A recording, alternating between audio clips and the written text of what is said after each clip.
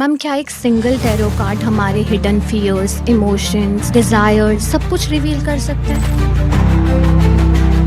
Yes, very right. Ma'am do you believe in black magic? और कभी आपने ऐसे स्पिरिट की प्रेजेंस महसूस करी अपने आसपास? नेगेटिव एनर्जी होती है और बिलीव मी, करने वाला कोई और नहीं होता, उन्हीं के अपने क्लोज रिलेशंस में ही लोग होते हैं। Can we do a shuffle of the card कि यूनिवर्स अभी हमें क्या साइन देना चाहता है, क्या हम ये जान सकते हैं? या definitely. Okay, I am very excited. So it's for you. हाँ जी। Okay.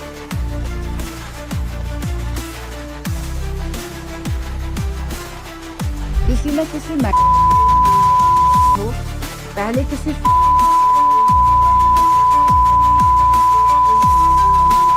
My God, so accurate.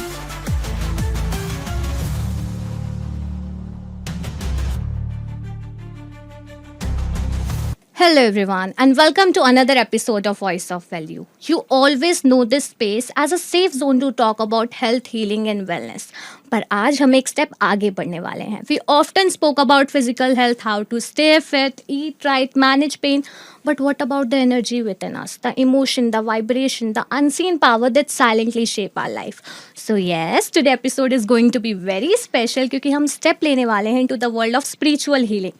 Tarot, Akashic record, crystals और बहुत कुछ. And to help us through this हमारे साथ हैं डॉक्टर श्रुति, एक ऐसी पर्सनालिटी जो एनर्जीज को सिर्फ समझती ही नहीं बल्कि उनसे कनेक्ट करती हैं.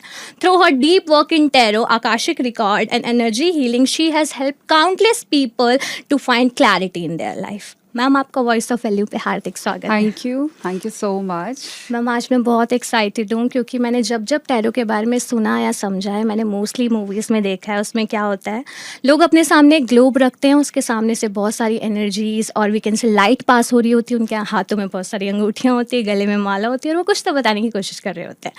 बट जब मैंने पिछले कुछ दिनों में जानना शुरू करा कि टैरो क्या है, टैरो रीडिंग क्या है, तो मुझे एक चीज़ तो बहुत अच्छे से समझ में आई कि इससे हमें डायरेक्शन मिल सकती है लाइफ में.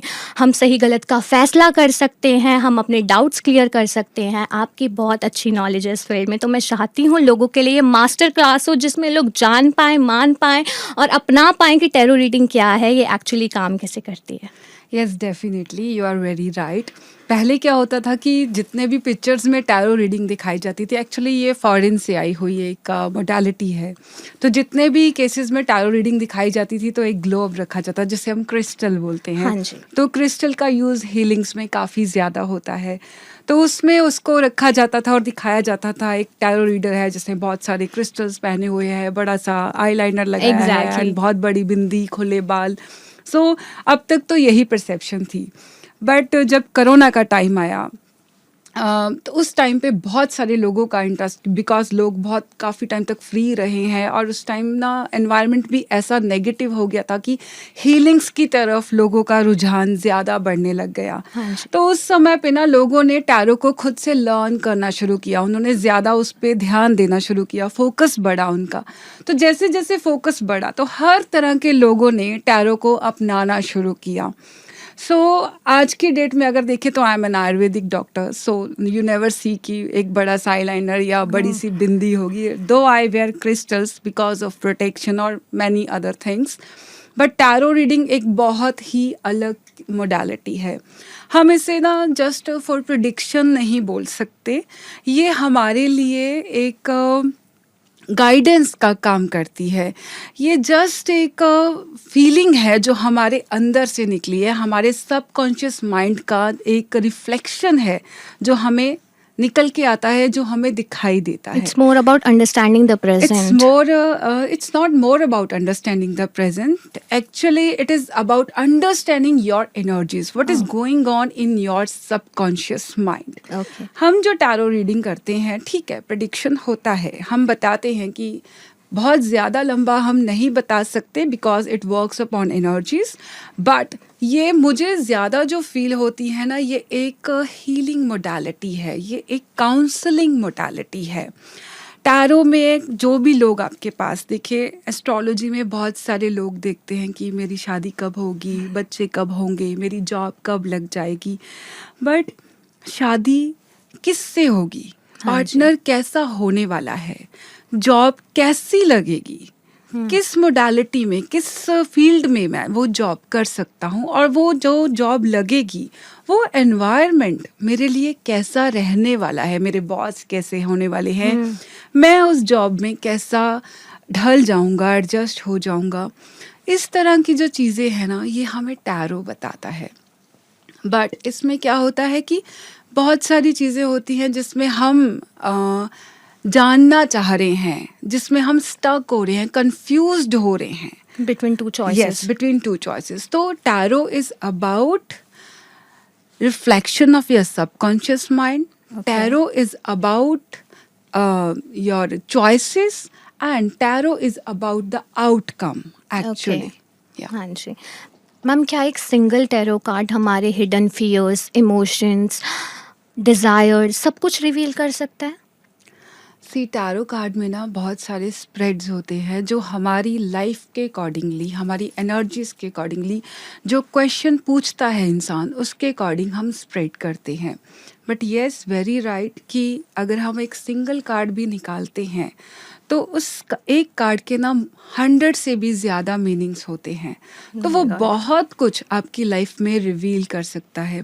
फॉर एग्जाम्पल, अगर मैं मैजिशियन का कार्ड ही निकालती हूँ हमारे राइडर वेट में, तो मैजिशियन आपकी पर्सनालिटी बताता है कि आपकी पर्सनालिटी कैसी है, आपकी करंट एनर्जीज कैसे चल रही हैं, आपके पास रिसोर्सेज क्या है, क्या क्या चीज़ें आप फील्ड में, किस फील्ड में आप जा सकते हो, आप काम कर सकते हो, आपकी क्वालिटीज़ कैसी हैं, आपको किस तरह के लोग मिलने वाले हैं, आपको क्या कोई लाइफ में धोखा मिलने वाला है, आपको लाइफ में कैसे अप्स एंड डाउन्स मिलने वाले हैं। बहुत सारी चीज़ें हैं जो हम सिंगल कार्ड से बताते हैं। उसमें बहुत सारे सिंबल्स हैं, बहुत सारे एनिमल्स की, क्रिएचर्स की उसमें पिक्चर्स भी हैं जिससे हम बताते हैं। बट दो मैं फिर भी कहूँगी कि क्वेश्चन वाइज स्प्रेड होता है। अगर आपका क्वेश्चन अलग तरह से है, आप अपने पार्टनर के बारे में जानना चाहते हैं, तो मैं सिंगल कार्ड से आपको बता सकती हूँ। बट आगे उसकी फैमिली कैसे है, आपकी फैमिली से उसकी एडजस्टमेंट कैसे होने वाली है, आप लोगों का आगे जाके फ्यूचर कैसे रहने वाला है, ये सारी चीज़ों के लिए हमें स्प्रेड्स देखने पड़ते। मैम, कभी आपके पास ऐसी कोई रीडिंग रही है जो आपको ही शॉक कर दिया, जिससे आपका पर्सपेक्टिव पूरा चेंज हो गया और टुवर्ड्स समथिंग?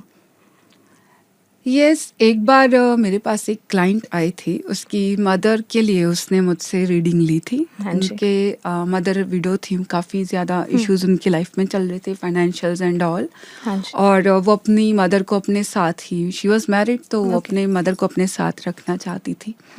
तो हमने एक कार्ड निकाला था कि, और उसके हस्बैंड बहुत ज़्यादा मतलब केयरिंग थे, एंड वो खुद भी चाहते थे कि उसकी मदर इन लॉ उनके पास आके रहे, एंड वो हेल्दी भी थी क्वाइट। बट जब उसने मुझसे रीडिंग कराई कि क्या मैम, बिकॉज होता है लड़कियों को कि मदर अगर घर में आ जाएगी तो कहीं किसी टाइप का इन लॉज के साथ इशू ना हो या वॉट एवर, तो उसने बोला कि नहीं, मेरे हस्बैंड तो बहुत अच्छे हैं एंड ही वॉन्ट्स हिमसेल्फ, तो आप प्लीज़ मुझे गाइड कीजिए। सो उस समय जब मैंने कार्ड निकाला तो वो कार्ड ऐसा था कि वो एक तो मून कार्ड था, और सेकेंडली 5 ऑफ सॉर्ड्स का कार्ड आया था, जिससे ये लगता है कि आपको जो वो कह रहे हैं एक्चुअल में वो नहीं है। तो अगर वो आ जाएंगी तो वो जाएंगी, बट उसके बाद घर में क्लेश, बहुत सारी लड़ाइयाँ, आपस में कॉन्फ्लिक्ट्स होना स्टार्ट हो जाएगा। सो एनीवेज उन्होंने मुझसे रीडिंग ली, बट उसके हस्बैंड ने बोला कि ठीक है, आप कर लो, कुछ नहीं होता, मम्मी है, ले आओ। बट उसके जस्ट 3 months के बाद शी कॉल मी अप कि डॉक्टर श्रुति, ऐसे ऐसे प्रॉब्लम हो गई है कि मेरे तो बहुत ज़्यादा इश्यूज हो गए हैं, मेरे इन लॉज भी यहाँ पे आके रहने लग गए हैं और हमारे तो बहुत क्लैशेस हो रहे हैं, तो अब हम क्या करें। सो ऐसा होता है। तो जो बोल रहा है इंसान वो बिल्कुल डिफरेंट है उसके मन के अंदर, हम ये भी जान पाते हैं इससे। बिल्कुल। टैरो एक्चुअली, टैरो ना आपके सबकॉन्शियस माइंड को बताता है, तो वो आपकी एनर्जीज हैं। आप जो दिखा रहे हैं वो दिख रहा है, बट आपकी एनर्जीज कभी झूठ नहीं बोलेंगी, उनसे कुछ नहीं छुप सकता। एक्चुअली उनसे कुछ नहीं छुप सकता, तो वो तो निकल के आएगा ही, आज नहीं तो कल। मैम, कभी ऐसा हुआ है कि card refuse to talk, like एक साइलेंस होती है जहाँ पे universe is not ready to give answer of something? देखिए वैसे तो ये सच है कि यूनिवर्स हर चीज़ को रिवील नहीं करना चाहता, हाँ बहुत जी। सारी चीज़ें हिडन रहनी चाहिए। बट टैरो हमें बहुत कुछ डिस्क्लोज कर देता है। डिपेंड करता है कि वो एनर्जीज कैसी हैं। देखिए, दो चीज़ों से टैरो काम करता है। पहले तो ये है कि जो क्लाइंट आया, क्लाइंट की एनर्जी क्या है। अगर उनकी एनर्जीज ब्लॉक्ड हैं, हाँ जी। खुद वो नेगेटिव एनर्जी से इम्पैक्टेड हैं, तो कार्ड्स कैसे काम करते हैं। कार्ड्स आपकी एनर्जी को कैच करते हैं और उस एनर्जी के हिसाब से रीडिंग देते हैं। बट अगर आपकी एनर्जी ऑलरेडी ब्लॉक्ड है तो उस समय वो एनर्जी प्रॉपर कैच नहीं होती है। तो वो जो रीडिंग होती है ना, वो कभी कभी सही नहीं जाती, वो कभी कभी आती ही नहीं है। जैसे एक क्लाइंट ने मुझसे क्वेश्चन किया था कि हमें उनका बिहार में एक लैंड लेना था उनको। तो उन्होंने बोला कि क्या हम ये लैंड ले लें। एक मेरे पास कार्ड आया, वो भी रिवर्स में आया, बट कोई रीडिंग ही नहीं आई, कोई इंट्यूशन मेरे अंदर आई ही नहीं कि मैं इसको गाइड क्या करूं। आई जस्ट टोल्ड हिम कि जस्ट पॉज, अभी के लिए आप रुक जाइए, अभी कुछ भी आपके लिए गाइडेंस नहीं आ रहा। लेटर ऑन जब हमने रिवील किया तो उनकी खुद की लाइफ में मनी की ब्लॉकेजेस बहुत सारी थी। तो अगर वो इन्वेस्ट कर भी देते तो वो लॉस में ही जाते। सो ऐसे होता है। सेकेंडली, कई बार क्या होता है कि जो रीडर है उनका ना खुद का ही एनर्जी ब्लॉक्ड हो गया होता है। कभी कभी हम इतनी सारी रीडिंग्स कर देते हैं और खुद की हीलिंग नहीं करते या खुद को प्रोटेक्ट नहीं करते या टाइम से चार्ज नहीं करते कार्ड्स को। इनको भी चार्जिंग चाहिए होता है। तो उस समय भी ना कार्ड्स आपकी प्रॉपर एनर्जी कैच नहीं कर हम पाते। कैसे करते हैं कार्ड को चार्ज? कार्ड्स को चार्ज करने के बहुत अलग अलग तरीके होते हैं। आजकल यूट्यूब पे बहुत सारी वीडियोस दिखाई गई हैं। Generally we charge it with by smudging, और हम क्रिस्टल्स के साथ चार्ज करते हैं। बाकी मेरे बहुत सारी हीलिंग मोडालिटीज़ हैं जिनके थ्रू हम चार्ज करते हैं। बट जो मोस्ट कॉमनली यूज्ड है वो आप अपने कार्ड्स को स्मज कर सकते हैं। आप इसको क्रिस्टल बॉल्स में रख सकते हैं सेलेनाइट के। एंड मोस्ट इम्पॉर्टेंट, सबसे अच्छा जो रहता है, जब आपका फुल मून होता है तो पूरी रात को एक अच्छा सा एक थाली में या कांच की भी कोई भी बॉल लेकर आप रेड कलर का कपड़ा बिछाइए और उसके ऊपर अपने कार्ड्स को स्प्रेड कर दीजिए सीधा करके। ओके। तो फुल मून में वो उसकी जो लाइट पड़ेगी पूरी रात, सुबह सन आने से पहले ही आप उसे उठा लीजिए। सो वो कार्ड्स आपके पूरा मंथ चार्ज रहते हैं। स्टिल अगर आपको रीडिंग करनी है तो हर रीडिंग से पहले आपको अपने कार्ड्स हमेशा चार्ज करने चाहिए। मैम, टैरो से अपकमिंग डेंजर के बारे में भी पता चलता था। जैसे कभी आपको आपकी क्लाइंट हो कोई, उनके बारे में पता चल गया कि उनकी लाइफ में कोई एक्सीडेंट होने वाला है अपकमिंग वीक में या अपकमिंग मंथ में, तो आप उन्हें कैसे समझाते हैं, कैसे सतर्क करते हैं ताकि वो डरे भी ना? और जो हमारे नेचुरल डिजास्टर्स वगैरह होते हैं उनके बारे में भी आपको पता चल जाता है? एक्चुअली टैरो बहुत कुछ बता देता है। नेचुरल डिजास्टर्स के लिए आपको एक रूटीन रेगुलर रीडिंग करनी पड़ती है और टैरो आपको गाइड करता है, वेदर के बारे में बता देता है आने वाले, क्योंकि टैरो ना न्यूमरोलॉजी से भी काफ़ी ज़्यादा कनेक्टेड है। तो जब ये न्यूमरोलॉजी से कनेक्टेड है तो वर्ल्ड वाइड जो भी चेंजेस होनी है न्यूमरोलॉजी से जो हमें पता चलती हैं वो हमें टैरो बता देता है। एंड अगर पर्टिकुलर क्लाइंट के लिए हम देखें तो लाइक मेरे एक क्लाइंट ने मुझसे रीडिंग लिया था, तो उसमें क्या हुआ था, उन्होंने मुझसे एक जनरल क्वेश्चन किया था। He was going to Bangalore actually. तो उन्होंने मुझे पूछा कि मेरे को उनकी टिकट्स बुक नहीं हो रही थी। तो मैंने उनको ऐसे ही बोला कि देखो, अगर बुकिंग नहीं हो रही तो दैट मीन्स 3 बार उन्होंने ट्राई किया।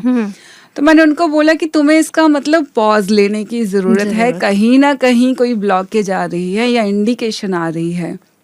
देन ही सेड कि नहीं, मुझे तो जाना ही है, बहुत इम्पोर्टेंट है, so what to do, please cards दे देख तो एक बार। तो मैंने उससे बोल दिया कि ठीक है, तुम चले तो जाओगे बट वहाँ जाके ना थोड़ा सा प्रोटेक्शन रखना अपना, एंड कोशिश करना कि खुद से ड्राइव मत करना।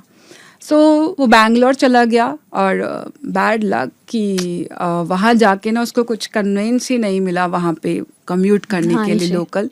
तो उसने एक 2 व्हीलर लिया टू व्हीलर चलाते हुए, एंड उसका एक्सीडेंट हुआ। और एक्सीडेंट भी कैसे हुआ, खाली सड़क है और नॉर्मल 40 की स्पीड है, एंड वो साइड में, रोड के साइड में था। तो जब साइड से रोड पे चढ़ने लगा है ना, स्किड हो गई स्कूटी एंड वो गिर गया। Oh my और God. काफी, और बहुत जोर से भी नहीं गिरा, बट चोटें बहुत सारी लग गई। सो ऐसी चीजें होती हैं। ऐसे ही मैं बताती हूँ, एक क्लाइंट की मदर के लिए उसने निकलवाया था कार्ड, तो उन्होंने जस्ट हेल्थ के लिए पूछा था। तो उस समय उनकी मदर ठीक थी, कोई ज़्यादा इशू नहीं था, सिर्फ ब्लड प्रेशर का इशू रहता था। तो मैंने कार्ड देखा ना, तो मैंने उनको बोला कि क्या इनको किडनी की भी कोई प्रॉब्लम है? ही सेड नहीं, इसमें किडनी की प्रॉब्लम तो इनको नहीं है। मैंने कहा या इनको यूरिनरी ट्रैक इन्फेक्शन रहता हो, यूटीआई रहता हो? कहता हाँ, इनको यूटीआई तो रहता है। तो देखिए, कार्ड ने ना हमें इतना भी डिपिक्ट कर दिया Deep में कि भी बता इसको ये प्रॉब्लम है।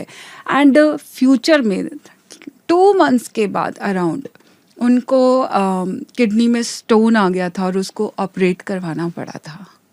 सो देखिए, ये डिपेंड करता है। कार्ड हमें बहुत कुछ बता देते हैं, बट आप उसको कितना कैच कर पाते हो, ये भी डिपेंड करता है। आप उसको कितना बता पाते हो, आपकी इंट्यूशन से उसे कितना कनेक्ट कर पाते हो, ये एक रीडर की क्वालिटी है। Okay Yeah. मैम, आपके अकॉर्डिंग आपका एक्सपीरियंस जितना रहा है, कितनी एक्यूरेसी होती है इनकी, या कभी कोई प्रेडिक्शन फेल भी हुई है? सी, पहली थिंग ये है कि cards, tarot reading is not a prediction actually. ये ना आपके सबकॉन्शियस माइंड को बताता है, ये उसकी रिफ्लेक्शन है, ये आपकी एनर्जी को बताता है। As I told you earlier कि प्रेडिक्शन इससे निकल के आती है, ये एनर्जीज हमें बहुत एक्यूरेसी से बताता है, बट डिपेंड करता है। अब मान लीजिए आप एक्चुअल में नीडी हैं और मुझसे क्वेश्चन पूछ रहे हैं, तो आपकी एनर्जी उस कार्ड से कनेक्ट होगी और वही कार्ड आएगा और आपको वही रीडिंग मिलेगी।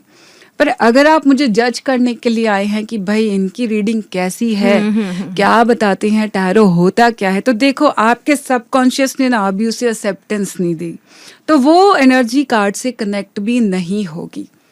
तो ऐसे में आप रीडिंग कैसे दोगे? तो दोनों का रोल है, हीलर का भी और जो हील होना चाहता है उसका भी है। ऑफ कोर्स, जो हील होना चाहता है उसका रोल ज्यादा है। हीलर तो अपने आप कनेक्ट हो रहा है, उसका तो रोज का काम है, वो खुद से भी हील हो रहा है, दूसरे को भी कर रहा है। बट जो जिसने हीलिंग करानी है, उसको पहले खुद को उस मोड पे लाना पड़ता है। Ma'am, I am very curious, can we do a shuffle of the card कि यूनिवर्स अभी हमें क्या साइन देना चाहता है, क्या हम ये जान सकते हैं? Yeah, definitely. Okay, I am very excited. So, it's for you. हाँ जी। Okay. Your good name, please? Kanishka. Kanishka. कहाँ रहते हैं? SGM sector 48।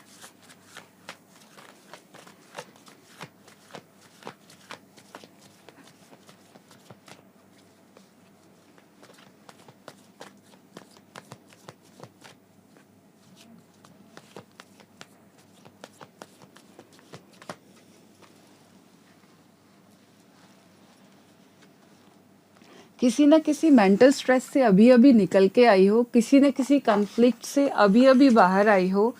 पहले किसी फीलिंग में थे कि किसी ने धोखा दे दिया है या आपके आइडियाज़ चुरा लिए हैं, आपका टैलेंट जो कोई और आपका क्रेडिट ले गया है, बट अभी अभी उस सिचुएशन से थोड़ा सा बाहर निकल आई हो। बट अभी भी ना दिमाग जो है वो बहुत ही फंसी सिचुएशन में है, ओवर थिंकिंग चल रही है, और कहीं ना एक फीलिंग है कि सामने वाला मुझसे चालाकी करता है, ऐसा कुछ है। My God, so accurate. I actually मैं कॉलेज में हूँ, तो जो मेरे कंपेनियन हैं, हम साथ में बहुत सारे प्रोजेक्ट्स करते हैं, तो मुझे काफ़ी बार फील होता है कि मेरा ज़्यादा क्रेडिट था, नहीं मिला मुझे वो appreciation. Oh my God. So this is your subconscious mind जिसने इस कार्ड से कनेक्शन किया। Oh my God, I'm literally I'm goosebumps. Okay. So ma'am, आपकी लाइफ में कोई मिथ रहा है जो आप रिलेटेड टू टैरो कि लोगों का काफ़ी मिसकंसेप्शन है? देखो टैरो को लेकर ना एक क्वेश्चन तो अक्सर आता है, लोगों को लगता है कि ये कोई ना भूतिया नॉलेज है, हाँ, इसके साथ वही। कोई गोस्ट जब मैं रिसर्च जुड़ा हुआ है। हाँ जी। मेरे एक दो फ्रेंड्स ने मुझे बोला कि यार हम तो नहीं रीडिंग कराएंगे, हमें तो डर लगता है। So this is nothing like that. Tarot इतनी प्यारी मोडालिटी है ना कि देखो आपकी एनर्जी से कनेक्ट होता हाँ है। जी, हाँ जी। एंड सिर्फ आपकी एनर्जी नहीं, ये डिवाइन की एनर्जी है। जो हीलर बैठे हैं वो भी आपकी तरह इंसान है। उनके पास ऐसा क्या है कि एक कार्ड निकाला और आपको सब कुछ बता दिया। हाँ सो जी। It is all about divine. So अगर आप कनेक्ट हो रहे हैं तो इसका मतलब आप खुद ईश्वर से कनेक्ट हो रहे हैं, आप ईश्वर से अपने क्वेश्चंस के आंसर्स पूछ रहे हैं। तो मैम ये मिसकंसेप्शन है कि लोगों को डर लगता है रीडिंग करने के। रीडिंग करवाने से डर लगता है। बाकी टैरो में ना थोड़ा सा ये भी रहता है कि उनको लगता है कि अगर टैरो रीडर्स हैं तो ये कहीं ना कहीं पे किसी टाइप के तंत्रास या किसी और से भी जुड़े होंगे या कुछ भी कर रहे होंगे। सो ऐसा कुछ भी नहीं है। We are normal human beings, but हमने थोड़ी सी साधनाएं करी हैं अपने माइंड को फोकस करने की। तो वो चीज़ें हैं कि मुझे लगता है लोगों में मिथ्स ज़्यादा आती हैं टैरो को लेकर। एंड एक सबसे बड़ी चीज़ जो मुझे टैरो में लगती है, लोग कहते हैं कि ये ना फॉरेन की मोडालिटी है। तो ये इंडिया की नहीं है, ये हमारे धर्म की नहीं है, ये एंजल्स को इन्वोक करना ये है। तो हम जिस धर्म से हम टैरो रीडिंग क्यों करवाएं। तो बस एक छोटी सी चीज़ ये है कि मोडालिटी है, हीलिंग एनर्जी है, एनर्जी सब जगह है, उसका कोई नाम नहीं है। ट्रू। अब आप काल भैरव को बुलाइए, माँ कास्की काली को बुलाइए, आप किसी गुरु को बुलाइए, महादेव को बुलाइए, या आप एंजल्स को बुलाइए, एनर्जी है। क्या डिफरेंस है? कुछ भी नहीं। बस हम अपने मंदिर में, हिंदू धर्म में हम जोत जला लेते हैं, बट एंजल्स को इन्वोक करने के लिए हम कैंडल लिट करते हैं। बात तो सेम है। हमने अग्नि का ही तो प्रज्वलन किया, आग ही तो जलाई और बुला लिया। अगर आपको ज्यादा, ऐसा नहीं है कि अगर मैंने एंजल्स को नहीं बुलाया तो मैं रीडिंग नहीं कर पाऊंगी। मैं काल भैरव को बुलाती हूँ, महादेव को बुलाती हूँ, माँ दुर्गा को बुलाती हूँ। अगर आप सरदार हैं तो हम वाहेगुरु को बुलाते हैं। तो आप जिस भी एनर्जी से कनेक्टेड है, ये एनर्जी का कनेक्शन है। हम उससे कनेक्ट होके आपकी एनर्जी के बारे में बताते हैं। सो ये कोई भी हीलिंग मोडालिटी किसी भी धर्म से नहीं जुड़ी। तो ये मिथ निकालने वाला है। आज ये क्लियर हो गया होगा काफ़ी लोगों को।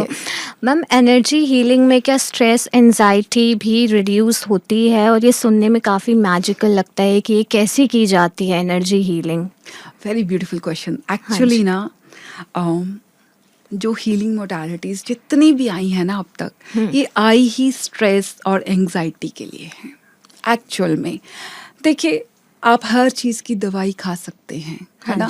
चोट लग गई, आपने दवाई खा ली, पर जब मेंटल ट्रॉमाज होते हैं ना, उसकी दवाई नहीं जो होती। पेन होता है, ब्रेक डाउन हो जाता है, उसकी ना आप जितनी मर्जी दवाई खा लो, सिर्फ आप सोओगे, सोने के बाद जब उठोगे तो वापस वो पेन आएगा। बट हीलिंग मोडालिटीज ऐसी हैं, ये आपकी एनर्जीज के ऊपर काम करती हैं ओवरऑल, स्पेशली आपकी साइकिक एनर्जीज के ऊपर, मेंटल एंड इमोशनल। तो ये एंजाइटी के लिए, डिप्रेशन के लिए सबसे अच्छी रेमेडीज हैं। और मैम, काम कैसे करती है ये? हम सारे एनर्जी बीइंग्स हैं, हम सबका एक ऑरा है, इलेक्ट्रोमैग्नेटिक फील्ड है। हाँ, ठीक है। तो जब भी हम जब भी कोई डिजीज आता है, कोई प्रॉब्लम आती है, तो सबसे पहले ना वो हमारे ऑरा को, हमारे इलेक्ट्रोमैग्नेटिक फील्ड को हिट करती है, उसके अंदर होल्स करती है, उसे तोड़ देती है।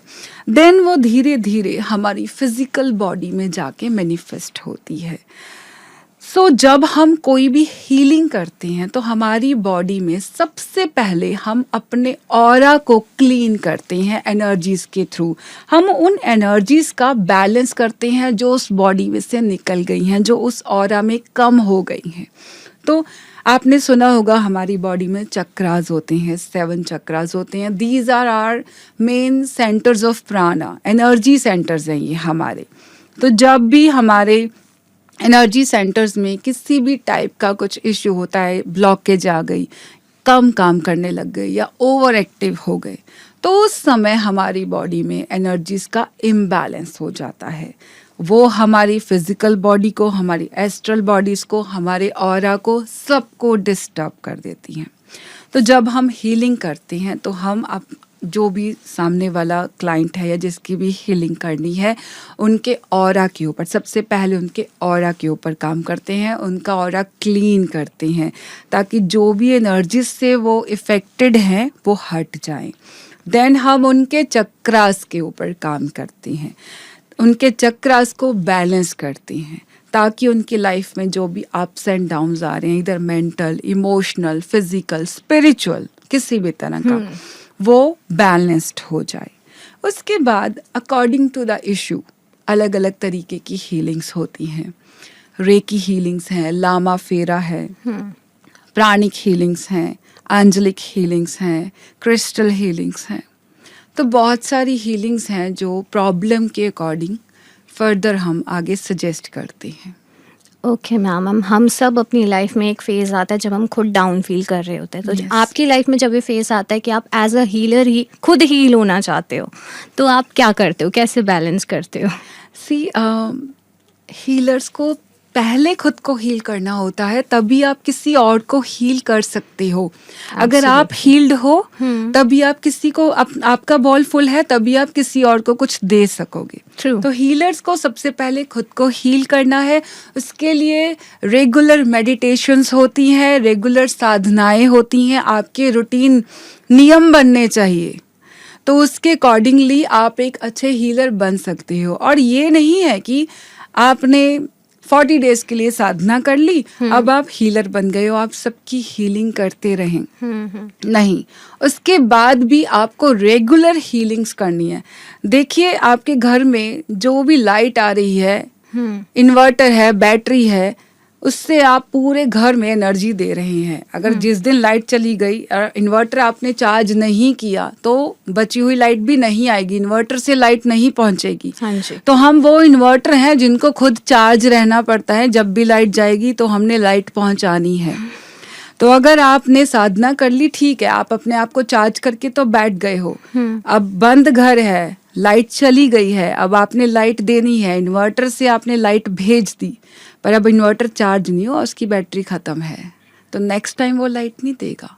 रेगुलर चार्जिंग होते रहना ज़रूरी है, डेली साधना करनी ज़रूरी है, जो भी आपके गुरुओं ने आपको सिखाई है। सेकेंडली, हर हीलिंग के बाद, हर हीलिंग से पहले खुद को प्रोटेक्ट करना होता है और हर हीलिंग के बाद खुद को क्लींजिंग करनी होती है और क्लींजिंग के बाद अपनी एक हीलिंग भी करनी होती है। सो ये आपकी अपनी चार्जिंग है। आप खुद को चार्ज करेंगे तो आप किसी को रिचार्ज कर सकते हैं। तो खुद को प्रायोरिटी देना तो पहले इम्पोर्टेंट है। एक्चुअली में बिल्कुल। पहले कुछ चीज़ों के देखो रूल्स होते हैं। हाँ जी। तो अगर मोबाइल में सिग्नल नहीं आ रहा है तो वो आप तक कॉल नहीं पहुंचाएगा। एब्सोल्युटली। सो ये चीज़ है। मैम, काफ़ी लोग इन चीज़ों पे बिलीव नहीं करते, एनर्जी हीलिंग पे बिलीव नहीं करते, तो आप उन्हें क्या कहना चाहेंगी कि एनर्जी को फील करने के लिए बिलीव ज़रूरी है या ऑटोमेटिकली उनको एक्सपीरियंस ही कन्विंस कर देता है अगर वो एक बार फील कर लें? देखो, नास्तिक में वर्ड होता है आस्तिक, हाँ जी, है ना? बिल्कुल। तो ज़रूरी नहीं है कि जो विश्वास नहीं करता उसके लिए एनर्जी काम नहीं करेगी। एनर्जी तो हम सब हैं, we are made up of atoms. Energy तो सबके अंदर है। हाँ जी। तो अगर आप ये कहो कि सन नहीं आता या सन ईस्ट से नहीं आता, उससे कोई फर्क नहीं पड़ता। सन को कोई फर्क नहीं पड़ रहा, वो रोज आ रहा है, आपको रोशनी दे रहा है, तो आप ना माने, कोई फर्क नहीं। तो ऐसे ही जब हम एनर्जी हीलिंग करते हैं, सामने वाला नहीं भी मानता तो उससे फर्क नहीं पड़ता, उसकी एनर्जीज के ऊपर काम ज़रूर होता है। हाँ, इतना होता है कि बिकॉज वो पूरी तरह से रिसीविंग मोड पे नहीं है, तो जो काम जल्दी होना उसकी स्पीड कम हो जाती है। जो 10 दिनों में होनी है वो 20 दिन में, 30 दिन में होती है, बट काम ज़रूर होता है। और जब होता है ना, तो इंसान खुद से कहता है कि हाँ, मुझे रिलीफ मिला है। सो ऐसा मेरे बहुत सारे क्लाइंट्स के साथ हुआ है। ओके मैम, कितनी अच्छी बात बोली आपने कि बिलीव करो ना करो, पर जो बात सच है वो तो है सच ही। है। बिल्कुल मैम, क्या एनर्जी हीलिंग के थ्रू ओल्ड ट्रॉमा किसी के या सप्रेस्ड इमोशन भी हील होते हैं? या कभी आपने डेफिनेटली। ये फील करा कि कोई इतना हैवी फील कर रहा हो कि आपने आपके सामने दे स्टार्टेड क्राइंग और समथिंग, फिर आपने उन्हें कैसे कंसोल करा? एक्चुअली ना जितने भी लोग हीलिंग कराने के लिए आते हैं ना वो सारे पेन में ही होते हैं। आप जल्दी से हीलिंग की तरफ आते ही नहीं अगर आपको दर्द इतना बढ़ नहीं गया होता। बिल्कुल। तो यही एक हीलर की क्वालिटी होती है कि उसके उसमें अब्जॉर्प्शन होती है कि वो ऐसे लोगों को हर रोज़ हैंडल करता है। तो बट ये है कि जितना भी आप हीलिंग करेंगे ना लोगों की, उनके अंदर का पेन उतना ही कम होता जाएगा। सो एनर्जी हीलिंग में ना हम ओल्ड ट्रॉमास के पैटर्न्स जो होते हैं ना उसको ब्रेक करते हैं। लामा फेरा जो मोडालिटी आपने सुनी होगी, हाँ उसमें जी। हमारे पास एक ऐसी सिंबल्स हैं या चीज़ें हैं जिससे हम डीएनए की हीलिंग करते हैं।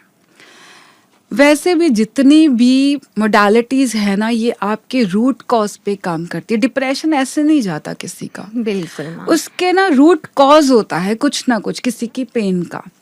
तो जितनी भी एनर्जी हीलिंग्स हैं वो उसके रूट कॉज के ऊपर जाती हैं और वहाँ से सारी हीलिंग वो करती हैं। तो जब रूट कॉज ख़त्म हो जाता है तो वो अपने आप चीज़ें ख़त्म होनी शुरू हो जाती हैं।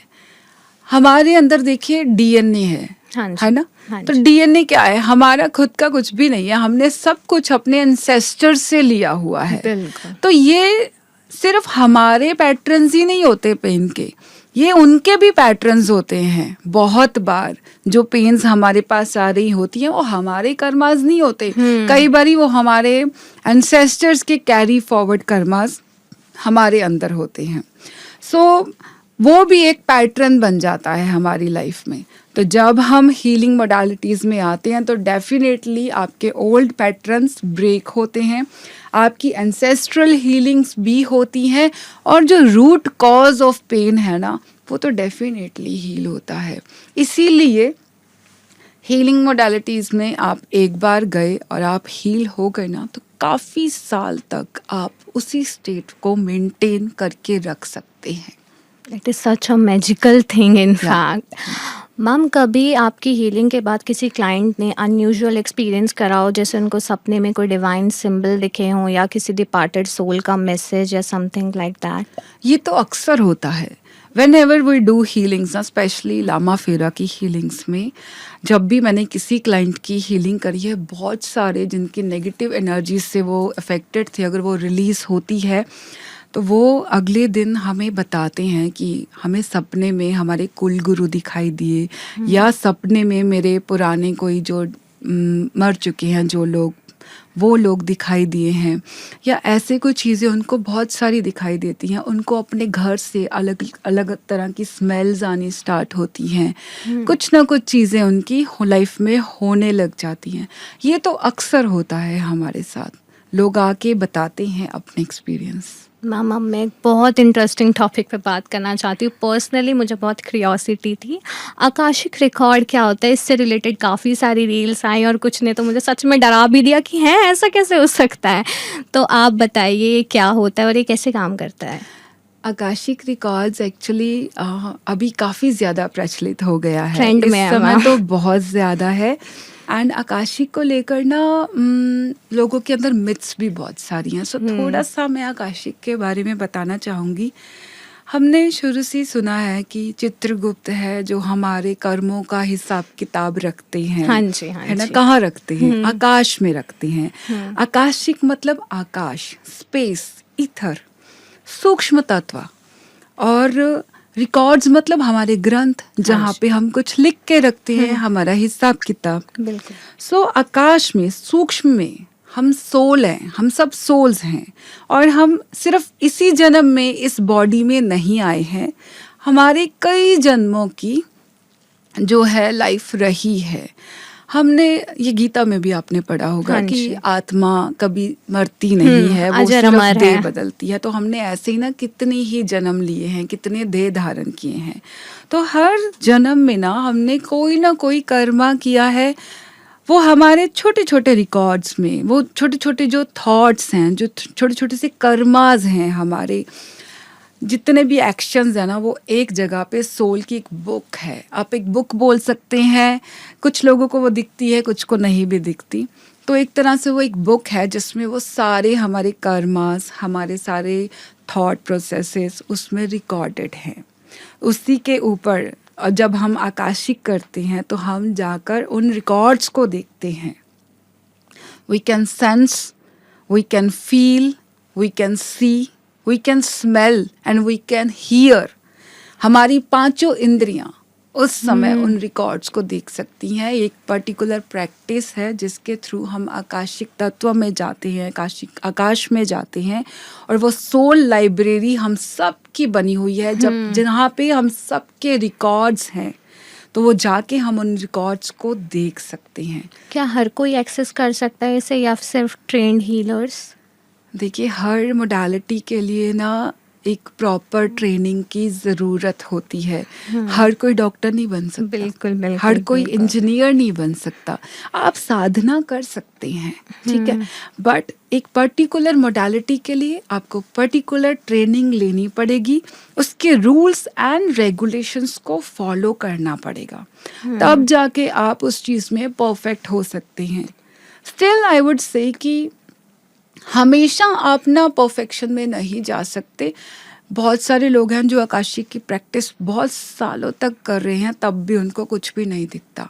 इसका रीज़न ये है कि हर एक की ना अपनी जर्नी है। कुछ लोग बहुत पुराने चलते आ रहे हैं उस जर्नी में, जो आज पहुंच गए हैं, और कुछ लोगों ने अभी कुछ टाइम से, हो सकता है एक जन्म पहले ही स्टार्ट किया हो, तो उनका इतना लंबा जर्नी अभी हुआ नहीं ना, उनके लिए मंजिल अभी बहुत दूर है, तो उनको टाइम लग रहा है वहाँ तक पहुँचने में। तो ये कहना कि हर कोई सीख सकता है, बट हर कोई पहुँच सकता है, उसमें उनको टाइम है, उनकी अपनी अपनी जर्नी है, उनके अपने अपने कर्म फल है। क्योंकि हीलर बनना, हीलिंग मोडालिटीज़ को लर्न करना और उनको किसी दूसरे को दे भी पाना, हेल्प कर पाना, ये भी देखिए ईश्वरीय मतलब ब्लेसिंग्स बोल सकते हैं आप। ये उनकी प्लानिंग है। हर कोई बाबा नानक जी नहीं हुए, हर कोई महावीर नहीं हुए, महात्मा बुद्ध नहीं हुए। Yes ma'am, very well said. Ma'am, क्या कभी आपने ये देखा है कि किसी का पास्ट लाइफ का एक्शन इतना स्ट्रॉन्ग था कि जिसकी वजह से उनके प्रेजेंट में काफ़ी स्ट्रगल, काफ़ी कॉन्सिक्वेंसेस हो रहे हैं? कोई ऐसा एक्सपीरियंस आप शेयर करना चाहेंगे? Yes, of course. एक पेशेंट थे जिनको बॉडी में ना एक्चुअली उनकी किडनीज में काफ़ी ज़्यादा इशू आ गया था, और उनको यूरिन में काफ़ी ज़्यादा प्रॉब्लम रहती थी, और किडनीज वो डायलिसिस पर चले गए थे। और एक टाइम के बाद जब उन्होंने, उनकी बेटी ने मुझसे हीलिंग करवाई, तो बेसिकली रीज़न उनका ये निकला था कि उन्होंने पास्ट लाइफ में ना लोगों के लिए एक, जैसे आप, काफ़ी पुराना जन्म था उनका। तो जब आपने सुना होगा कि अंग्रेज़ों के टाइम में भी जो सूबेदार लोग टाइप्स होते थे, ये लोग क्या करते थे, गांव के लोगों के लिए पानी बंद कर देते थे। जब जातिवाद होता था तो उस जाति, पर्टिकुलर जाति के लोगों के लिए पानी बंद कर दिया जाता था। तो उन्होंने क्या किया था कि उन्होंने अपने गांव के जो लोग थे उसमें जातिवाद की वजह से पानी के कुएं बंद करवा दिए थे। तो बहुत सारे लोग, छोटे छोटे बच्चे प्यास से रह गए थे। तो इस जन्म में उनको फल ये मिला था कि उनको किडनीज में इश्यूज हो गया था, और उनको पानी का इंटेक ही कम हो गया था। वो पानी नहीं पी सकते थे, पानी उनके लिए जहर बन गया था, और उनको उसी वजह से काफ़ी ज़्यादा प्रॉब्लम रहती थी। ऐसे ही एक आया था कि किसी की नई नई शादी हुई थी, 1 साल पहले ही शादी हुई थी, और उनका आपस में ट्यूनिंग ही नहीं हो पा रहा था। सो 1 साल तक उन्होंने काफ़ी स्ट्रगल किया, इकट्ठे ही नहीं हो पा रहे थे, ना वो छोड़ पा रहे थे, ना वो साथ में रह पा रहे थे। तो ऐसे वाला इशू था। तो उनकी जब रीडिंग की थी तो उस समय ये आया था कि पास्ट लाइफ में कुछ जो बॉय था उसने वो इतना ज़्यादा वर्कोहॉलिक था, वो एक सोल्जर था शायद उस टाइम पे, यस सोल्जर था वो, तो वर्कोहॉलिक बहुत था। तो उसने उस लड़की को बहुत ज़्यादा इग्नोर किया था। तो वो इतना ज़्यादा डिप्रेस हो गई थी कि उसने सुसाइड कर ली थी। जब उसकी डेथ हुई थी उस लड़की की, तो वो ट्रॉमा में थी और उसने उस समय उससे बोलते हुए कहा था कि मतलब डेथ हुई थी कि मैं तुम्हें छोड़ूंगी नहीं, मैं तुम्हें देखूंगी, तुमने मेरी इच्छाओं को फुलफिल नहीं किया है तो मैं तुम्हें देखूंगी। तो वही लड़की अगले जन्म में उसकी बीवी बन के आई थी। ना तो उसके साथ रहती थी ना ना उसे उससे छोड़ती छोड़ थी, क्योंकि पिछले जन्म का प्यार चल रहा था तो वो उसे छोड़ नहीं पा रही थी। बट अंदर बदले की भावना थी जिससे वो मरी थी, तो वो उससे उसके साथ रह भी नहीं पा रही थी। वो हर बात में उसे टॉर्चर करती थी। सो आपके पास्ट कर्मास इस तरह से आपके आगे आ जाते हैं। दो इन चीज़ों के ऊपर सोचना और इनके ऊपर इनको निकालना बाहर, हील करना कभी कभी बड़ा मुश्किल हो जाता है।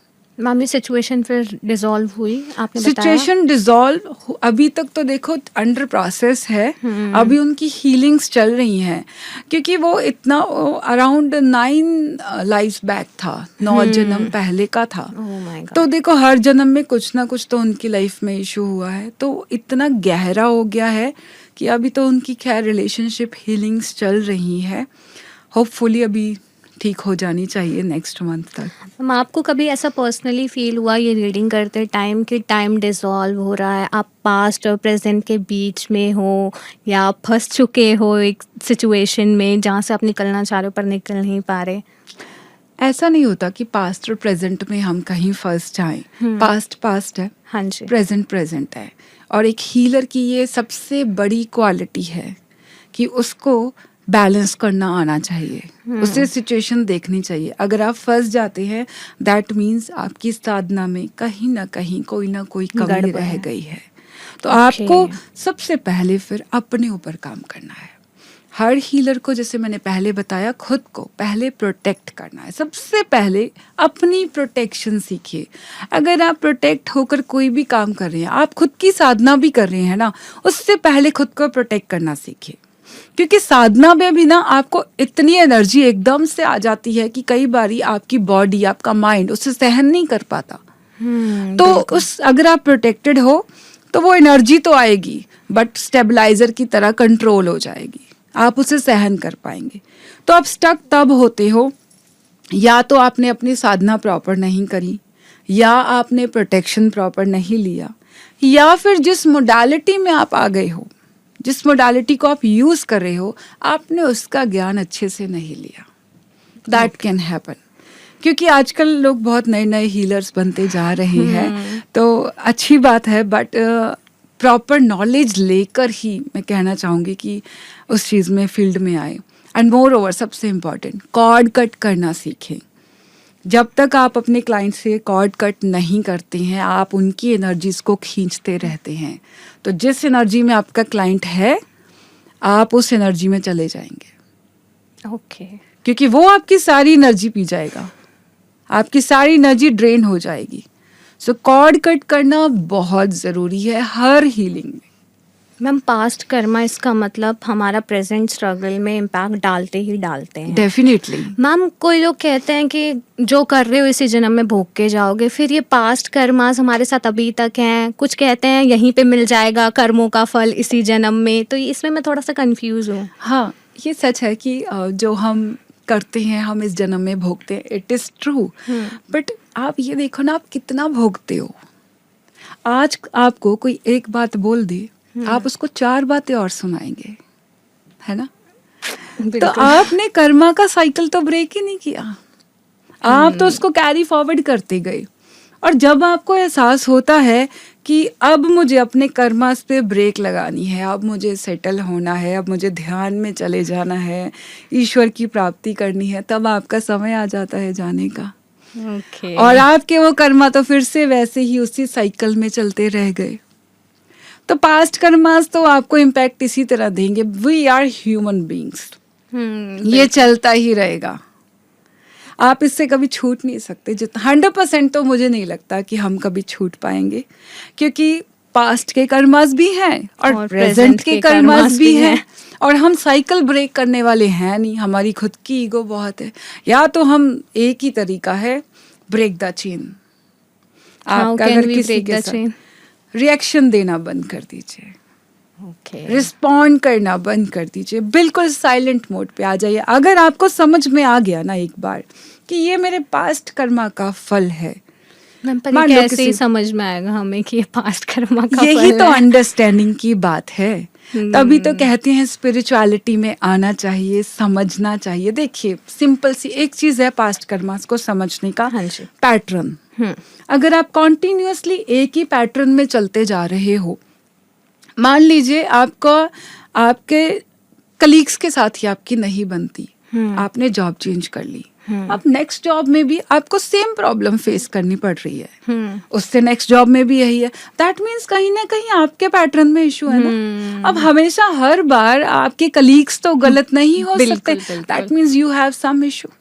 ऐसे ही अगर आपको फैमिली में आपका इशू आ रहा है, आपका हस्बैंड के साथ किसी तरह से एक ही बात पे हर बार झगड़ा हो रहा है, वो बात खत्म ही नहीं होती, हर बार वही उठ के आ जाते, जब भी कोई मैटर उठा तो पुरानी बात ही उठेगी, दैट मीन्स ये कहीं ना कहीं आपके पास्ट कनेक्शंस हैं जो आपके बिहेवियर में आ गए हैं। सेकेंडली, आपने किसी का कभी कुछ भी नहीं बिगाड़ा, कुछ भी नहीं करा, और सडनली आके वो आपको नुकसान पहुंचा जाए तो वो डेफिनेटली आपका पास्ट कर्मा है।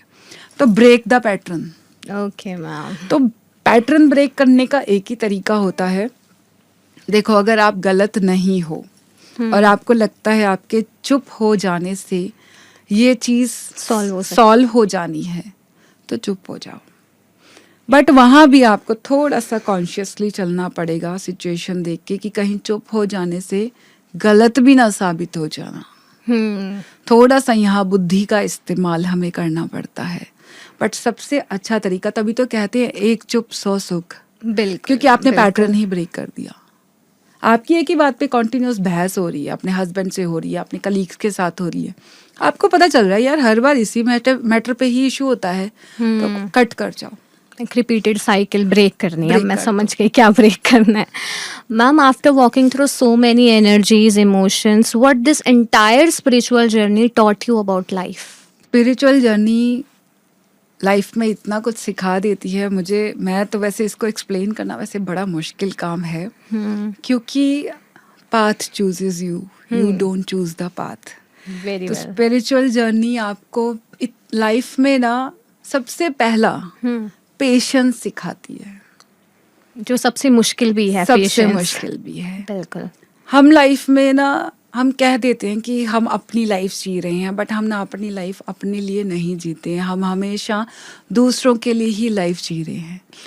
स्पिरिचुअल जर्नी सबसे पहले हमारे अंदर अपने लिए जीने की कला सिखाती है हमें।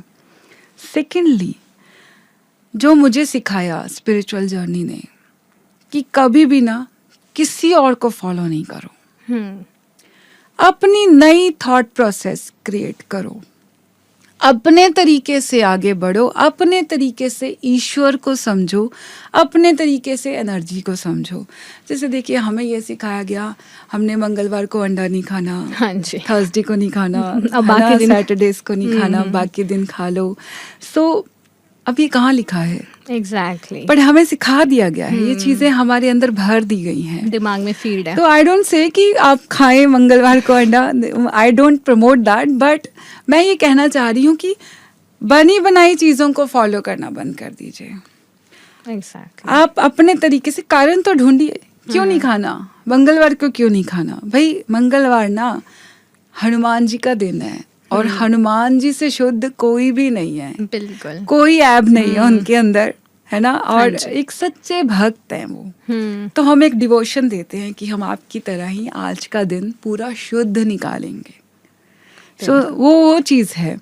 तो किसी भी चीज़ पे ब्लाइंड फेथ कभी नहीं करना, कभी भी बने बनाए रूल्स को फॉलो नहीं करना। अपनी सोच जो कॉन्शियस आपके अंदर है डायरेक्ट कनेक्ट कीजिए और उस कॉन्शियस को अपने अंदर लेके आइए। ईश्वर को कोई बीच में रास्ते की जरूरत नहीं है, आप उनके बच्चे हैं। और हर बच्चे का हक है अपने माँ बाप से डायरेक्ट कनेक्ट होने का। लोग कहते हैं मुझे गुरु नहीं मिला, मुझे गुरु नहीं मिला, मैं कहाँ से ढूंढूं? गुरु मुझे खुद ढूंढ लेगा। ज़रूरी नहीं है। इन रिजिडिटी से ना बाहर आइए, ऊपर आइए कि ईश्वर आपके माँ बाप हैं, हाँ आप जी। उनसे डायरेक्ट कनेक्ट हो सकते हैं। जब उन्होंने जो आपको देना होगा वो आपको डेफिनेटली देंगे। बिल्कुल मैम। स्पिरिचुअलिटी ने मुझे सबसे पहले पेशेंस दिया है, शांत किया है, काम डाउन हुई हूँ, और सबसे बड़ी चीज़ मुझे दूसरों की प्रॉब्लम्स को समझना सिखाया है। जब आप दूसरे को समझने लग जाते हो ना, तो आपको लगता है कि यार जब ये खुद ही परेशान है तो मैं इसको और परेशानी क्यों दूं। आप अपने आप शांत होने लग जाओगे, कॉन्फ्लिक्ट्स ख़त्म हो जाएंगे। एंड इम्पॉर्टेंट थिंग इज़ कि कर्म योगी होना सबसे बड़ी बात है। बिल्कुल। एक जगह बैठकर योगा करना, मेडिटेशन करना, ध्यान करना, ये ज़रूरी नहीं है आपके लिए। ध्यान क्या है? गीता कहते हैं योगः कर्मसु कौशलम, ये कर्मों में कुशलता ही योग है। बिल्कुल मैम। दैट मीन्स आप जिस भी काम को कर रहे हो उसमें इतना फोकस्ड हो जाओ, इतना कंसंट्रेशन से उससे काम करो कि आप वो ही आपके लिए योग बन जाए। बिल्कुल मैम। तो जब आप काम को ही पूरी तरह से, इससे क्या होगा ना, आपके अंदर एक भावना क्रिएट हो जाएगी एक जगह पे, एक ही टाइम पे, एक ही काम पे फोकस करने की। तो आपका माइंड अपने आप कंसंट्रेशन में जाना शुरू हो जाएगा, फोकस्ड होना डिस्ट्रैक्शन स्टार्ट हो नहीं जाएगा। रहेगा। तो जब आप स्पिरिचुअल वर्ल्ड में एंटर कर जाओगे तो आप डायरेक्ट कनेक्ट कर पाओगे which is very good. Actually. So see, we all are energy beings. हाँ जी। सब में एनर्जी है, तो चीज़ों में भी तो एनर्जी है। बिल्कुल। ठीक है, ये भी मटेरियल वर्ल्ड भी एनर्जी का है। ये क्रिएट किसने किया है? हमने ये क्रिएट ईश्वर ने किया है। Materialistic things. हर चीज़ ईश्वर ने क्रिएट की है। तो अगर आप किसी भी चीज़ पे फोकस करते हो ये समझ के कि ये ईश्वर ने क्रिएट की है, तो आपने ईश्वर को तो वैसे ही पा लिया। बिल्कुल मैम, आप बहुत अच्छी वैसे बात ही बोली। ध्यान वाली पोजीशन में आ गए। बिल्कुल मैम, बहुत अच्छी बात बोली आप। Ma'am one more thing that is all over the internet, angel numbers 1111, ये तो काफ़ी ट्रेंड में 1111, लोग नोट डालते रहते हैं इंस्टा पे 1111, 222 तो मैम क्या सच में यूनिवर्स हमें गाइडेंस दे रहा होता है उस टाइम पे, या हम लोगों ने इसको ओवर हाइप कर दिया है? देखो, मैं एंजल नंबर्स को मानती हूँ, और एंजल नंबर्स क्या, मैं सारे नंबर्स को मानती हूँ क्योंकि सारे डिवाइन ने क्रिएट किए हैं, ईश्वर ने बनाए हैं सारे नंबर। बिल्कुल। सो एंजल नंबर्स थोड़े इम्पॉर्टेंट इसलिए हो जाते हैं क्योंकि उनका एक फिक्स पैटर्न है। सब लोग एंजल नंबर्स को नहीं समझ पाते और सबको एंजल नंबर्स दिखते भी नहीं हैं। बिल्कुल मैम, ये बात तो है, नहीं दिखते। हाँ, पर अब क्या हो गया है कि एंजल नंबर्स, अगर आपको पता चल गया कि एंजल नंबर्स की इम्पोर्टेंस होती है और हमें वो ऐसे ऐसे बेनिफिट दे सकते हैं, तो आजकल सबको गूगल खोल के देखने की आदत है। 1111 दिख गया, 2222 दिख गया, इसका क्या मीनिंग है? इतनी कंफ्यूजन क्रिएट कर दी है ना कि जो एक्चुअल मीनिंग है वो गुम गया है, वो समझ में ही आना बंद हो गया है। बिल्कुल मैम। बट एक्चुअल में एंजल नंबर्स एग्जिस्ट करते हैं। ये देखो, ईश्वर यूनिवर्स आके डायरेक्ट आपसे बोल नहीं सकता, बात नहीं कर सकता फेस टू फेस जैसे हम कर रहे हैं। हाँ जी। वो आपको साइंस देंगे, सिंबल्स दिखाएंगे, उनकी हिडन लैंग्वेज होती है, या किसी और के थ्रू आके आपको किसी तरह का मैसेज दे जाएंगे। तो एंजल नंबर एक तरह का साइन है एंजल्स का। वो आपको बता रहे हैं कि भाई यूनिवर्स आपके साथ है, एंजल्स आपके साथ है, डिवाइन ब्लेसिंग्स आपके साथ है। आपको नहीं मतलब पता 1111 का, कोई बात नहीं, इतना तो पता चल गया ना कि भगवान आपके साथ है, वो आपको ब्लेस कर रहा है। तो जब ये पता चलेगा तो क्या फीलिंग आएगी? अच्छे वाली फीलिंग आएगी, बिल्कुल। कुछ अच्छा करने की फीलिंग आएगी और बुरे से दूर रहने की फीलिंग आएगी। तो एंजल नंबर का मतलब हो ना हो, समझ आए ना आए, विश्वास हो ना हो, बट अगर दिख गया है तो एक बार पॉजिटिव जरूर हो जाते हो आप, क्योंकि आपने गूगल पे देखा है भाई 1111 बहुत अच्छा होता है, तो आप पॉजिटिव तो हो गए ना। हाँ तो जी। बस इतने से मतलब रखिए कि मुझे पॉजिटिविटी मिल गई, और वो आपके लिए काम करे ना करे। एक्चुअल में इसका कोई मीनिंग है? 1111 वन नंबर इज स्टार्टिंग, हाँ जी। इनिशिएशन। हाँ जी। तो 1111 इज फॉर बिगिनिंग, कुछ अच्छा आने वाला है लाइफ में, कुछ नई शुरुआत होने वाली है लाइफ में। वैसे भी एक नंबर सूर्य का नंबर होता है, सन का नंबर, तो बिगिनिंग का नंबर है ये। ऐसे ही 2 नंबर है, रिलेशनशिप का नंबर है, मून का नंबर है।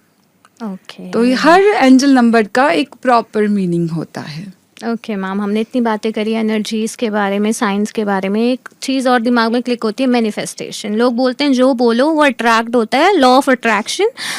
तो ma'am, do you believe in manifestation? Have you manifested something that actually came true? देखो लोग क्या बोलते हैं, ये तो हमारे पूर्वज, हमारे गुरु तक बता के गए हैं कि जैसा सोचोगे वही वैसा हो होगा। जाएगा, जैसा बोलोगे वैसा हो जाएगा। आप देखिए खाने के लिए भी बोला है ना, जैसा खाओ अन्न वैसा होए मन। भाई अन्न का मन से क्या रिलेशन है? भाई जिसने बनाया, जैसी थॉट से बनाया, वो उस खाने में गई और खाने वाले के माइंड में भी ऐसा ही थॉट आया। आप बड़ी इंटरेस्टिंग सी बात मैं अपने बचपन की बताती हूँ। बिल्कुल मैम। जब हम छोटे थे तो एक स्कूटी आई थी, सनी, छोटी सी स्कूटी थी, बिल्कुल स्टार्टिंग थी उस स्कूटी की। तो मैं उस समय साइकिल चलाती थी। तो हमारे स्कूल में ना सिर्फ एक ही लड़की के पास सनी थी, तो मुझे बड़ा अच्छा लगता था, बड़ा शौक था। आई टोल्ड पापा कि मुझे ना सनी खरीदना है। पापा सेड कि 10th क्रॉस कर लो फिर ले दूंगा। मैं 9th स्टैंडर्ड में थी तब। तो मैंने अपने साइकिल को ना सनी की तरह ही चलाना स्टार्ट कर दिया। बिल्कुल एक पैर से चलाती थी और एक पैर में ब्रेक रखती थी और उसी तरह। एंड मैं पूरा साल ऐसे ही चला और मैं ऐसे फील लेती थी कि मैं सनी ही चला रही हूँ। जस्ट नेक्स्ट ईयर, अभी 10th हुआ नहीं था और मुझे पापा ने स्कूटी ले दिया था, और अच्छे वाला स्कूटी था, TVS। खैर वो ममा का स्कूटी था। मैं 16 की उस टाइम पे हो गई थी, 10th क्रॉस हो गया था, तो तब हमें मिल गया था। तो you manifested it and Yes, it came true it came actually. true. So, ऐसे ही ना घर में आपके मेरे 1-2 क्लाइंट्स ने भी मुझे ये चीजें बोली हैं, आप जैसा सोचते जाओ आपको वैसा ही मिलता जाएगा। सबसे इम्पोर्टेंट पता है किसके लिए सोचना चाहिए? मनी के लिए। मनी को मैनिफेस्ट करना सबसे ज्यादा मुश्किल होता है। क्यों? क्योंकि हम पॉजिटिव सोचते ही नहीं। money बिल्कुल के लिए। मैम। हम क्या बोलते हैं? हाथ की मैल है, जिसको तुमने मैल ही बोल दिया तो उसको तो तुम धो ही दोगे, तो इसका मतलब वो लाइफ में आएगी नहीं। सो थॉट, आपकी जो थॉट्स है ना, वो एनर्जी है।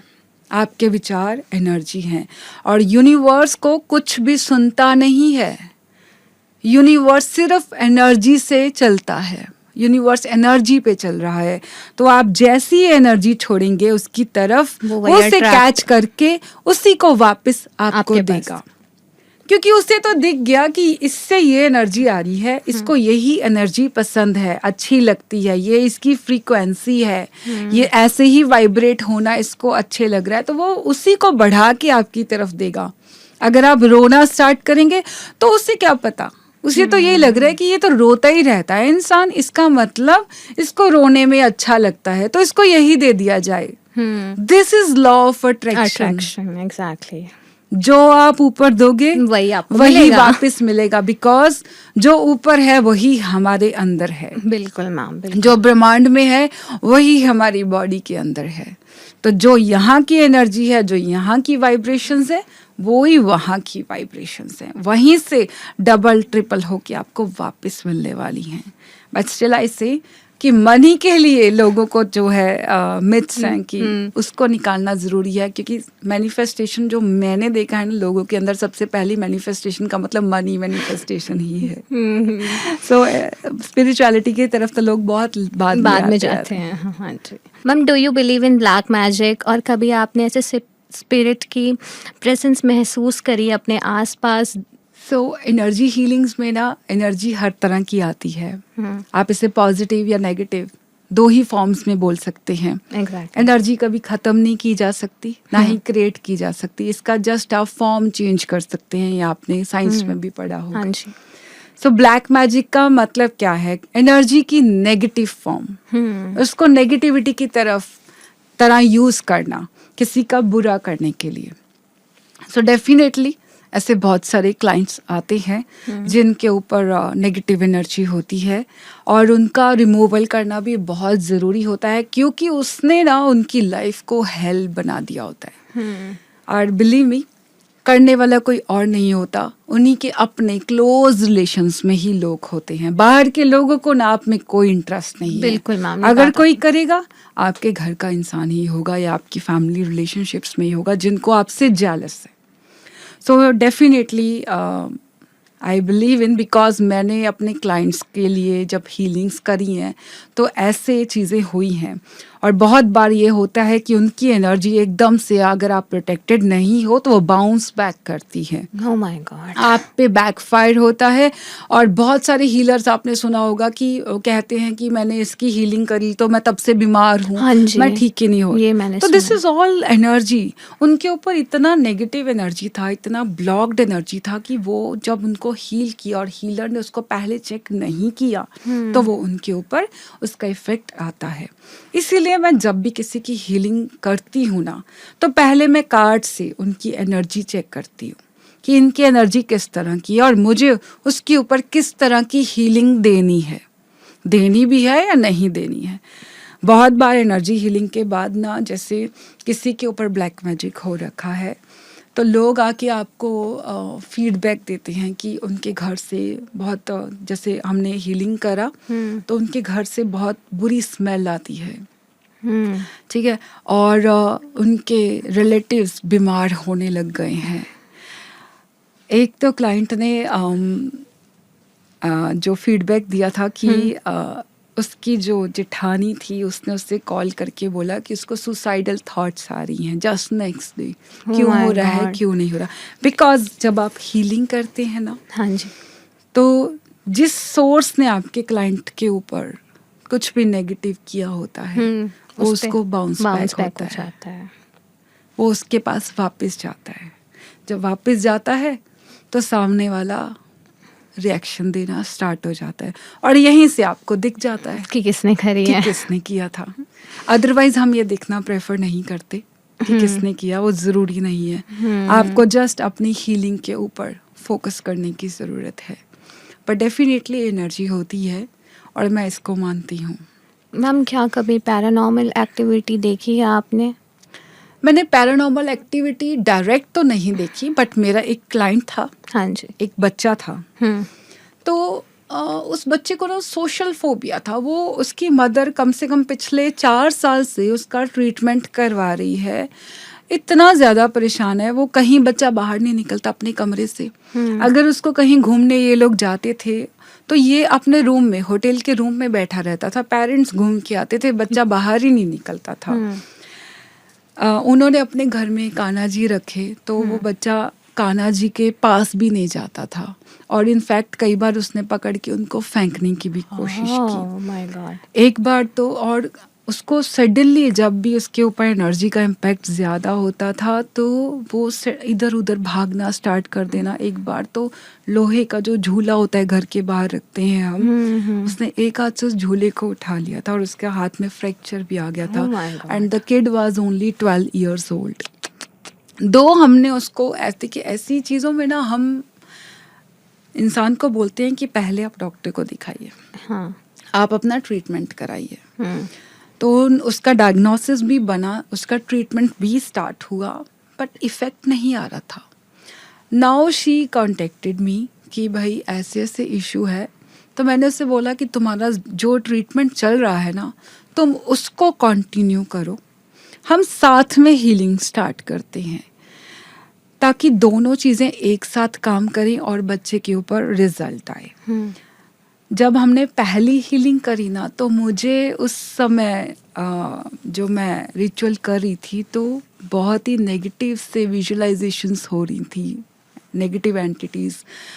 मुझे लगा कि शायद मैं ही डरी हुई हूँ क्योंकि उस बच्चे की कंडीशन ऐसी थी। बट एक्चुअल में क्या हुआ, अगले दिन उसकी मदर ने मुझे बताया कि इसको ना वॉमिट्स हुई हैं ब्लैक कलर की। Oh my God, black colour की है? हाँ, ब्लैक वॉमिट हुई है।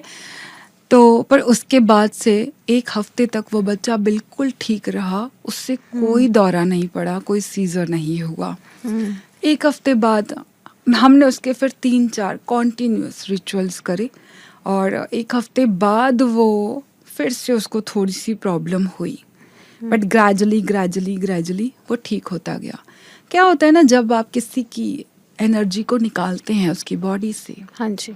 कोई भी एनर्जी है, तो वो जाना नहीं चाहती जल्दी से, तो वो रुकती है, वो तंग करती है क्लाइंट को, ताकि ये रोक दे किसी तरह, ये जो भी हो रहा है इसको रोक दे और आगे ना बढ़े, उससे निकलना पड़ रहा है, तो वो क्लाइंट को और तंग करेगी। तो उस बच्चे को उसने 1 हफ्ते तक काफ़ी तंग किया, कभी उसका पेट दुखे, कभी उससे स्किन पे प्रॉब्लम हो जाए, कभी उसे उल्टियाँ स्टार्ट हो जाएं, कभी वो इधर उधर भागे, अपने सारे मतलब क्लोथ्स अपने रिमूव करके इधर उधर भागे, ऐसी सिचुएशन होती थी। और मेडिसिन उसकी चल रही थी, सब कुछ होने के बाद भी ये चीज़ें उसकी बढ़ गई। बट 1 हफ्ता जब हमने रेगुलर उसकी करे रिचुअल्स, तो हफ्ते के बाद वो काफ़ी सेटल हो गया।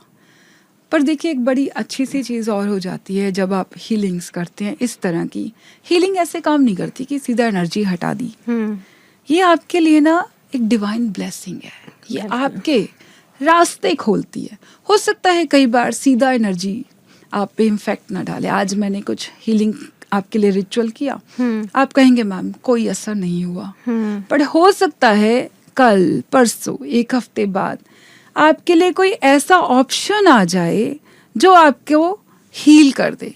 मान लीजिए किसी को जॉब नहीं लग रही है, जैसे उस पेशेंट में ही था, उस बच्चे में ही था, 10 दिन के बाद उसको एक बहुत अच्छा डॉक्टर मिल गया, उसने उसकी सारी मेडिसिन्स बंद कर दी, बोला कि इन सारी मेडिसिन्स के बहुत ज़्यादा साइड इफ़ेक्ट्स हैं, सिर्फ एक गोली उसको चलाई, उसने 3 महीने वो गोली खाई और आज वो बच्चा बिल्कुल ठीक है, कोई इशू नहीं है। दो सोशल फोबिया अभी भी है जिसके लिए काउंसलिंग्स चल रही हैं, पर देखिए ना, जब कोई भी बीमारी आती है बॉडी में तो खोखला तो करेगी ना उससे। हाँ जी, बिल्कुल। तो वो थोड़ा उसको रिकवरी में तो टाइम लगेगा, बट वो बच्चा तब से बिल्कुल ठीक है। ओके, चलो, तो अच्छी बात ऐसे है ये ऑप्शंस तो। मिलती हैं आपको हीलिंग्स में। That's मैम, बहुत important. अच्छा लगा आपसे बात करके। एक लास्ट मैसेज जो आप हम सभी को, ऑडियंस को देना चाहेंगे? Yes, definitely. हमारा जन्म ना एक ही चीज़ के लिए हुआ है, विच इज़ आर। बहुत सारे लोग हर हीलिंग मोडालिटी में, चाहे हम आकाशिक करें, हम कोई भी साधना करें, बहुत सारे लोग एक ही क्वेश्चन पूछते हैं, what is my soul motive, what is my life purpose. So कहीं भी इधर उधर घूमने की ज़रूरत नहीं है, हमारा एक ही लाइफ मोटिव है, खुश रहना, ऑलवेज बी हैप्पी। और हैप्पीनेस कभी भी क्रिएट नहीं की जाती, बाहर से नहीं ढूंढी जा सकती, ये हमारा इनबिल्ट कैरेक्टर है, इसे अपने ही अंदर ढूंढना है। और ढूंढने का एक ही तरीका है, कभी भी ना स्ट्रिक्ट रूल्स के ऊपर मत चलो। आप स्पिरिचुअलिटी में भी आते हैं ना, तो स्ट्रिक्ट हो जाते हैं, मुझे ऐसे ही सीधा बैठ के ही साधना करनी है, मुझे बोलना नहीं है उस टाइम पे, कुछ ये नहीं खाना, आज ये व्रत रख लिया तो वो नहीं खाना।